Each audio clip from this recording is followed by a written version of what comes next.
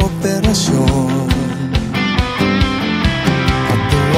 Ako nagpasalamat sa DA, especially sa SAAD, sa ilang project nga gihatag sa amo sa nga poultry.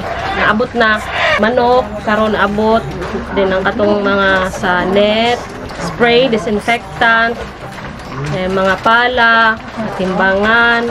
Napasalamat mi sa ilahang suporta. Hinaot ko nga magpadayon sila sa pag-support sa amuha sa amuhang nadawat nga intervention gikan sa gobyerno.